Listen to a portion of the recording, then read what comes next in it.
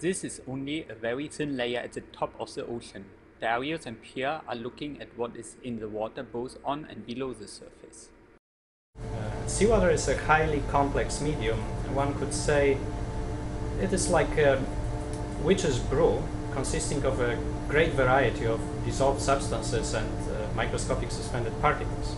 Measuring these water constituents is very important because they strongly alter the optical properties of the ocean. We collect seawater samples with a standard CTD system and analyze these samples to characterize suspended particles. Even in these clear blue ocean waters, in the middle of the Pacific, microscopic particles are very abundant. Hundreds of thousands of tiny particles can be found in 1 milliliter of water. Marine particles are highly diverse in their size, shape, and other properties.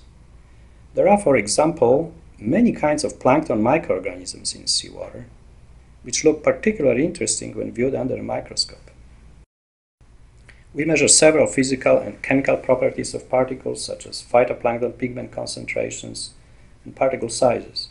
These particle properties exert strong influences on both the absorption and scattering of light in the ocean. Our main interest is to characterize the variability in the particle size distribution, which is the major determinant of light scattering in the ocean. We make these measurements with this instrument, Coulter counter, which provides a unique capability for accurate simultaneous counting and sizing microscopic particles. With this instrument, we found, for example, significant differences between near-surface waters and deeper waters below 100 meters, where our measurements show distinct populations of small-sized photosynthetic microorganisms, 1 to 2 microns in size only, which are very well adapted to grow under these low light conditions. So we think that our measurements and data of particle size distribution will be very useful for the interpretation of various optical measurements taken during this field experiment.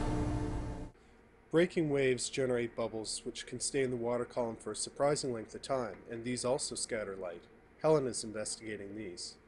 I'm interested in the bubbles generated by breaking waves, and I'm measuring the size of bubbles and also counting how many there are using an acoustical method.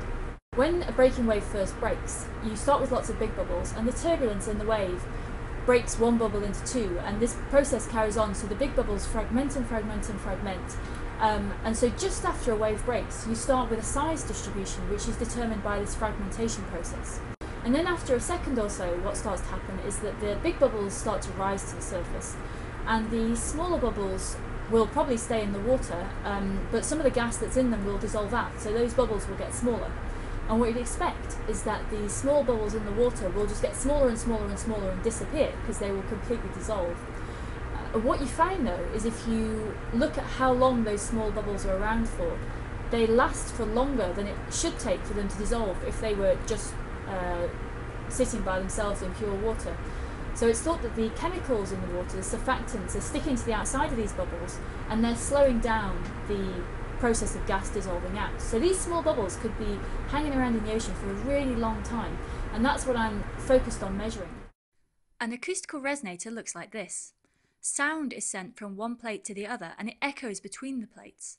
When bubbles wash through, they attenuate that sound, and they attenuate most strongly at a particular frequency, which depends on their size. So once you've measured the attenuation with frequency, you should be able to work backwards to see how many bubbles were there of each size. This instrument has been used before, but this time the resonator is going to really high frequencies, which means we should be able to detect very small bubbles, and those are the ones which scatter light the most. The last part of the RaDyO project is to test our understanding of the measured results by comparing those measurements with theoretical predictions. George Katawa is one of the modelers who's working on this. My project is concerned primarily with taking all this wonderful data that's been measured by all these colleagues and researchers, which we have seen snippets of already, and going through a very complicated set of equations to predict what these light field is underneath the ocean.